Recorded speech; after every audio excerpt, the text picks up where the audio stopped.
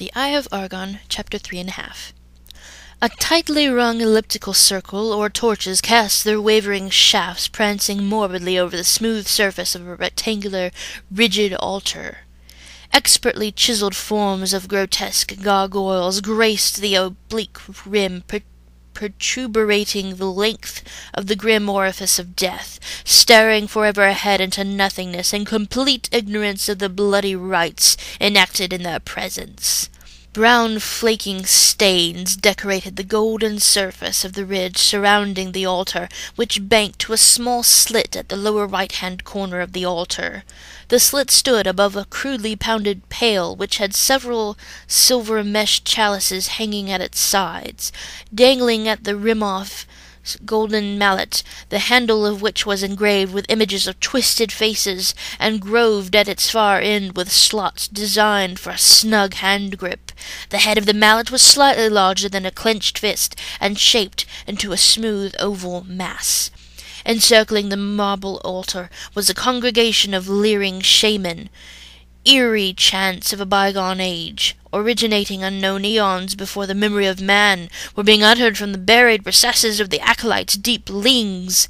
Orange paint was smeared in generous globules over the tops of the priests' wrinkled, shaven scalps, while golden rings projected from the lobes of their pink ears.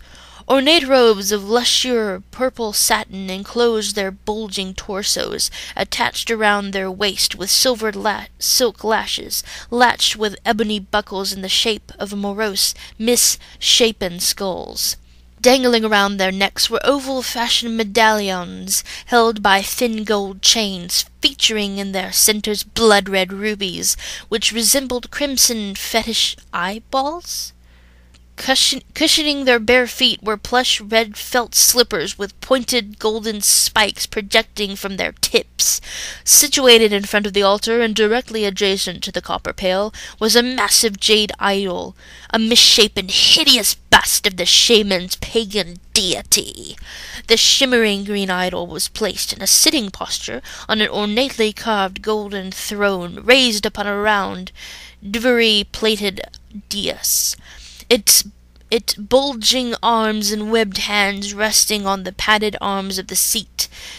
Its head was entwined in a golden snake-like coils hanging over its oblong ears, which tapered off to thin, hollow points.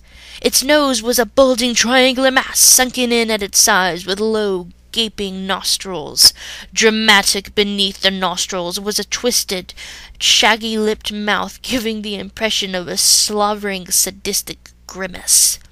At the foot of the heathen deity a slender, pale-faced female, naked but for a golden jeweled harness enshrouding her huge, outcropping breasts, supporting long silver laces which extended to her thigh, stood before the pearl-white field with noticeable shivers travelling up and down the length of her exquisitely moulded body.